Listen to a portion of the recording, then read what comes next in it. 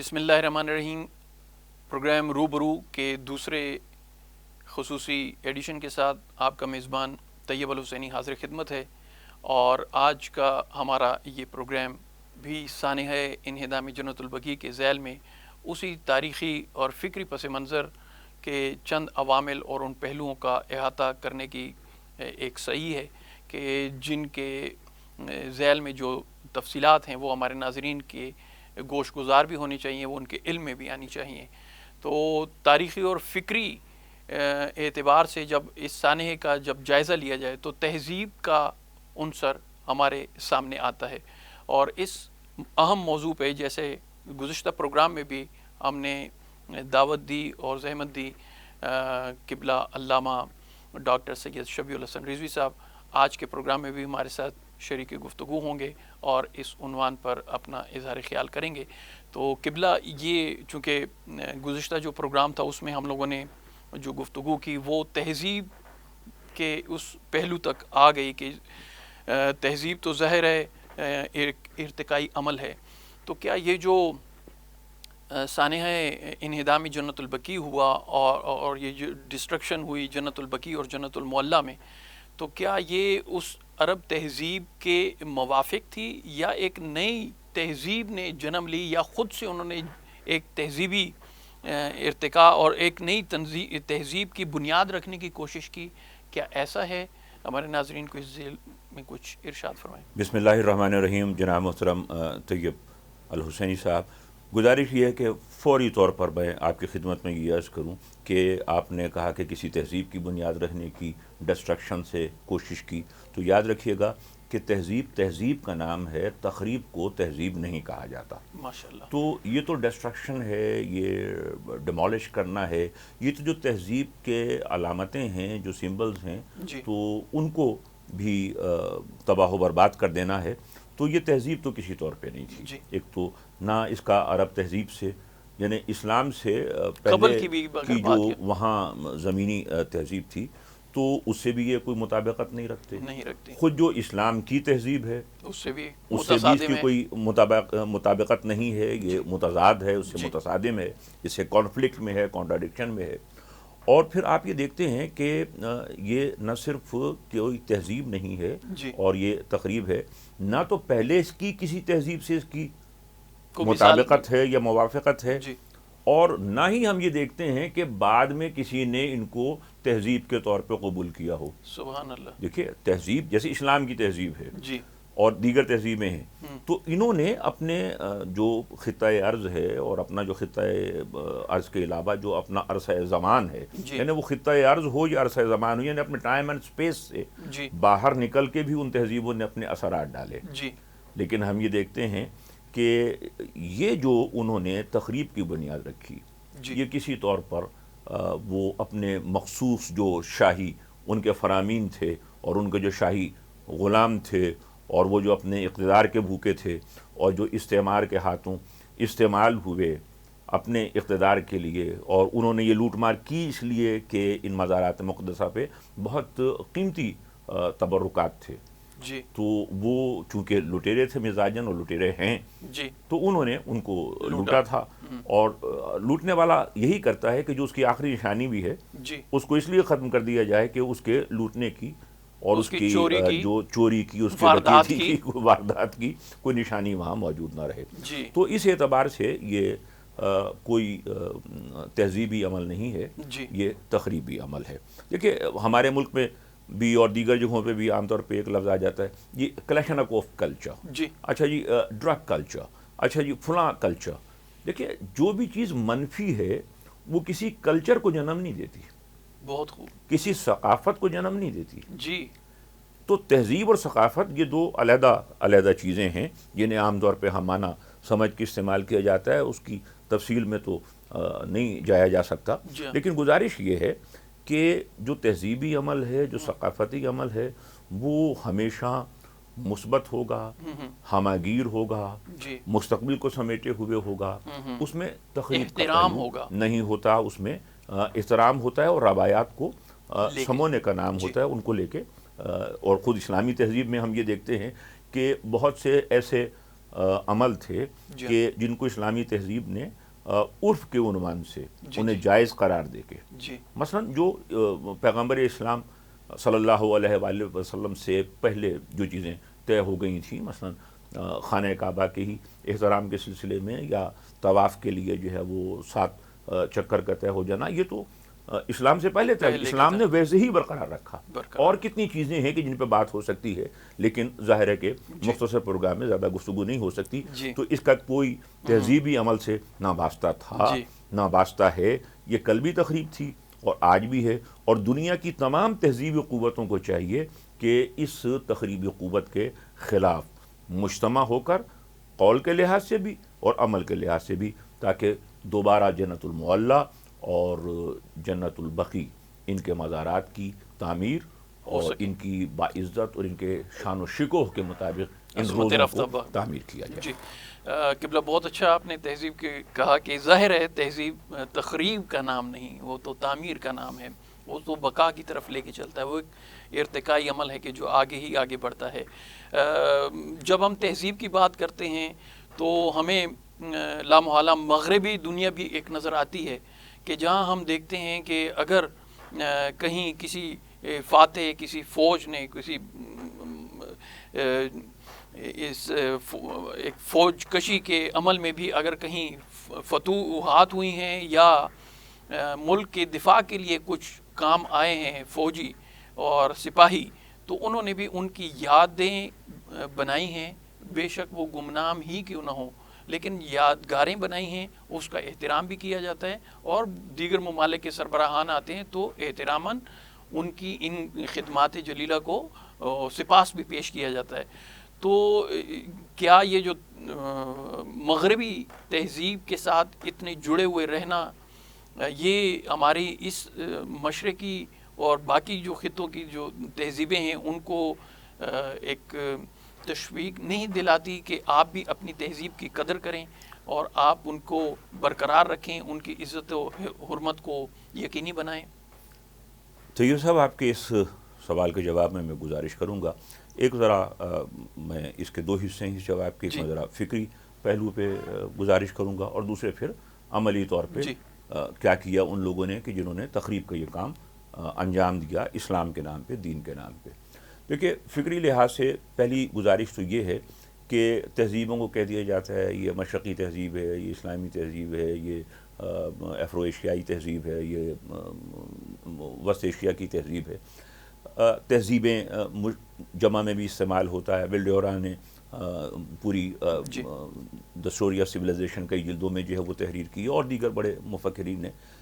گزارش یہ ہے کہ اگر آپ تمام تہذیبوں کا جائزہ لیں، اور تہذیبوں کے عروج و زوال پر ٹوائنبی نے بھی لکھا، گفتگو کی، لیکن اگر آپ تمام کا مختصر کر کے اگر جائزہ لیں، یعنی ایک نقطے میں سمیٹنا چاہیں یا قطرے میں دریا کو یا سمندر کو سمویا جائے، تو گزارش یہ ہے کہ تہذیبی سطح جو ہے وہ کسی بھی ٹائم اینڈ سپیس سے بالا ہو کے وہ اپنی جو یعنی سطح ہے اس کے ظاہری مظاہر تو ہوتے ہی ظاہری ہیں، وہ تو کہیں مختلف ہو سکتے ہیں، جیسے لباس میں ہے یا کسی اور اعتبار سے، لیکن اپنے باطن میں تمام تہذیبیں اسی طرح سے ایک ہوتی ہیں کہ جیسے درخت کی شاخیں تو پھیلی ہوئی ہوتی ہیں ماشاءاللہ، لیکن اس کی جڑ ایک ہوتی ہے۔ اور اصل میں تہذیب بنیادی طور پر جڑوں سے جڑے رہنے کا عمل ہے۔ واہ، جو باطن ہے نظر نہیں آتی لیکن جوڑے ہوئے ہیں، لیکن وہ جوڑے ہوئے ہیں۔ واہ واہ۔ اور جتنی بھی رنگا رنگی ہے، وہ پھولوں کی ہے یا پھلوں کی ہے، اور خوشبوئیں ہیں، وہ سب مختلف ہو سکتی ہیں، لیکن جڑ جو ہے وہ بنیادی طور پر ایک ہوتی ہے۔ اگرچہ ظاہر ہے کہ جو کلچر عام طور پہ کہا جاتا ہے وہ زمین سے وابستہ ہوتا ہے اور تہذیب جو ہے وہ تاریخ سے وابستہ ہوتی ہے، لیکن ہم اس گہری بات میں نہیں جاتے تاکہ تمام ہمارے بچے اور نئی نسل کے دیکھنے والے بھی زیادہ بہتر طور پہ اس بات تک پہنچ سکیں جو میں ایک طالب علم کے طور پہ اپنے طالب علم دوستوں کو پہنچانے کی کوشش کر رہا ہوں۔ گزارش یہ ہے کہ جب میں نے یہ ایک مثال سے سوچی سمجھی اور دیکھی ہوئی مثال ہے کہ ایک درخت ہے، اس کی شاخیں بہت پھیلی ہوئی ہوتی ہیں لیکن جڑ بنیادی طور پہ ایک ہے، تو جیسے میں نے گزارش کی کہ جڑ سے جڑے رہنے کا عمل یہ تہذیب ہے. اور میں ایک بہت اہم فلسفی، بہت اہم مفکر، یہ خاتون ہیں، فرانسیسی فلسفی ہیں، اور بہت کم عمر انہوں نے پائی، اور ان کی تمام کتابیں ان کے انتقال کے بعد ہی منظر عام پہ آ سکیں. تو ان کی میں بڑی اہم بات پیش کرنا چاہوں گا. ویسے تو بہت سے مفکرین نے اس پہ لکھا، لیکن یہ چونکہ کبھی پیش نہیں کی گئی جی، اور یہ جیسے ہم نے پچھلے زاویوں میں بات کی کہ اس میں بھی کچھ زاویے ایسے ہیں کہ جو پہلی دفعہ پیش کرنے کی طالب علمانہ کوشش کی گئی، تو یہ بات چونکہ کبھی پیش نہیں کی گئی، اور بالخصوص انہدام جنت البقیع کے سلسلے میں، تو وہ میں آپ کی خدمت میں عرض کرنا چاہ رہا ہوں. تو سیمون وائل جو ہے، یہ انگریزی بولنے والے اس کو یہ پروناؤنس کرتے ہیں، لیکن فرانسیسی زبان میں اس کا جو تلفظ ہے وہ ہے سیمون وی. ٹھیک ہے، یہ WEIL. تو ایل فرانسیسی میں سائلنٹ ہو جائے گا، اس کا آخر کا نہیں بولا جائے گا، لیکن انگریزی میں جو لوگ پڑھتے ہیں تو وہ جیسے دیکھتے ہیں لکھا ہوا ویسے ہی پڑھ دیتے ہیں. تو ان خاتون کی ایک بڑی اہم کتاب فرانسیسی زبان میں وہ روح کی ضرورتوں پر ہے. اچھا. اور روح کی ضرورت پہ انہوں نے بڑا اہم ترین جو ہے وہ جملہ لکھا. ویسے تو پوری کتاب بہت اہم ہے، لیکن دو اہم ترین جملے خصوصی طور پر ان نشریات کے حوالے سے میں پیش کرنا چاہوں گا. تو انہوں نے کہا کہ to be rooted it is the first and foremost and the most important and the least recognized need of the human soul. اچھا. ان کا جی سب سے پہلی، سب سے ضروری، سب سے اہم اور سب سے زیادہ نظر انداز کی جانے والی یا پہچان میں نہ آنے والی جو انسانی روح کی ضرورت ہے وہ ہے روٹس کی تلاش، اپنی جڑوں سے جڑے رہنا. واہ. تو گویا جو لوگ ایسے کسی بھی علامت کو، ایسے کسی بھی عمارت کو، چاہے وہ علامت ہے چاہے وہ عمارت ہے، میں علامت کے لفظ پہ بھی گزارش کر دوں گا، تو چاہے وہ علامت ہے چاہے عمارت ہے، اگر اسے وہ ڈیمولش کرتے ہیں تو اصل میں وہ روٹس کو نقصان پہنچا رہے ہیں. سبحان اللہ. تو یہ جو روٹس کو نقصان پہنچانا ہے، یہ جو جڑوں کو نقصان پہنچانا ہے، یہ سب سے تباہ کن عمل ہے. اور یہی فرانسیسی فلسفی یہ خاتون سیمون وی، اور انگریزی میں سیمون وائل جو ہے، وہ یہ کہتی ہیں کہ جو ماضی ہے، جو پاسٹ ہے، اس کا اور اس کی یادگاروں کو تباہ کر دینا، یہ سب سے بڑا اور سب سے بھیانک جرم ہے، خطرناک ترین. ٹھیک ہے. اسے جنت البقیع کے انہدام کا علم نہیں تھا. ٹھیک. 1909 میں وہ خاتون پیدا ہوئی. جی. تو وہ اس طور پہ نہیں، لیکن جب آپ ایک بڑے تناظر میں، بڑے کانٹیکسٹ میں، بڑے پرسپیکٹیو میں دیکھتے اور سوچتے ہیں تو دنیا کے سارے تہذیبی مفکرین اسی نتیجے پہنچتے ہیں کہ آپ اپنے ماضی سے جڑے ہوئے ہوں، اپنی جڑوں سے. اب ماضی تک، ماضی تو گزر گیا، اس تک کون پہنچائے گا؟ وہ جڑ ہوگی نا، وہ جڑ ہوگی. اس جڑ تک یا کوئی عمارت لے جائے گی، یا کوئی علامت لے جائے گی، اصل تک. اور اصل تو جو آپ نے لفظ استعمال کیا عربی میں، تو اصل کہتی ہی جڑ کو ہے، اس کی جمع اصول ہو گئی.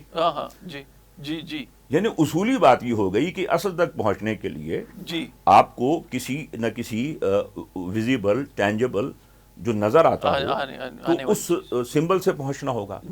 اب سمبل کا جو لفظ ہے یہ یونانی زبان کے دو لفظوں سے مل کے بنا ہے. تو ایک ہے سم، یہ وہ والی سم نہیں ہے جو آپ کے موبائل میں ہے، اس کی سپیلنگ مختلف ہیں. یہ سم ہے SYM. ٹھیک ہے، جو اور بھی بہت سے انگریزی کے لفظوں میں استعمال ہوتی ہے، ہم اس پہ ابھی گفتگو نہیں کرتے. تو یہ سم، اور دوسرا لفظ ہے بولان. ٹھیک ہے. تو اب یہ سم کے معنی ہیں ایک ساتھ، ٹوگیدر. بولان کا مطلب ہے ایک ساتھ جن چیزوں کو پھینکا جائے. اچھا. بولان ہے ٹو تھرو. ٹھیک. اب اگر آپ کے پاس وقت ہو تو میں اس کا پس منظر بیان کروں، وقت نہ ہو تو میں اس بات کو یہیں روک دیتا ہوں. لیکن یہ نہایت ہی اہم آپ نے کہا کہ انسانی روح کی ضرورت ہے، انسانی روح کی ضرورت ہے. سبحان اللہ. تو سمبل اس چیز کو کہتے ہیں کہ جو روح کی تشفی کے لیے پہنچا دے، کہ جہاں تک اصل تک اس جڑ کے ساتھ آپ کو جوڑ دے. اے روح محمد جی ہاں سبحان اللہ سبحان اللہ. وہ جیسے کسی شعر نے محمد کے بارے میں جو علامہ اقبال نے جو ہے وہ کہا کہ جو ہے، تو اس اعتبار سے آپ یہ دیکھتے ہیں کہ جتنی بھی علامتیں ہیں ان کا جو احترام ہے وہ اصل میں انسان کی اس روح کی تلاش ہے. دیکھیے دین جو ہے وہ آپ کی جسمانی ضروریات کو پورا کرنے کے لیے نہیں آیا، وہ تو مادیات میں موجود ہیں. جی جی جی. تو پھر آپ مادی فلسفوں کو اور مادی نظریوں کو اپنا لیجئے. جی جی. دین کا تو بنیادی مقصد آپ کی روح کی جو تلاش ہے اور جو جستجو ہے اور جو بھوک ہے اور جو ضروریات ہیں ان کو پورا کرنا ہے.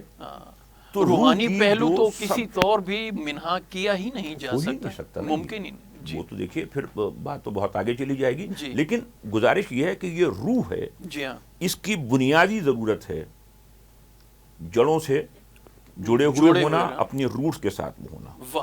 اس کے معنی یہ ہے کہ جو لوگ ان سمبلز کو، ان روٹس کو مٹانا چاہتے ہیں، اصل میں ان کی دشمنی ان جڑوں سے ہے.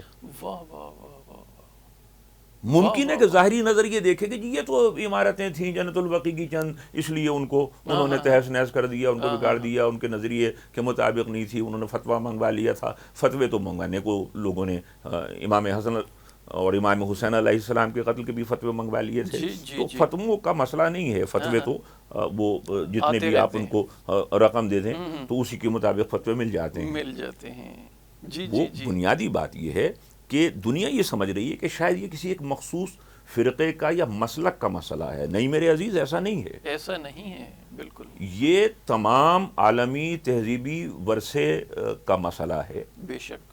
اور یہاں میں یہ گزارش کروں گا، جب آپ نے مغربی اور عالمی حوالے سے بات کی ہے تو میں چاہوں گا کہ جو دیکھنے والے ہیں اور جو سننے والے ہیں اور خصوص جو نئی نسل کے لوگ ہیں وہ اس طرف متوجہ بھی ہوں اور متحرک بھی ہوں، یعنی they must give some attention towards this.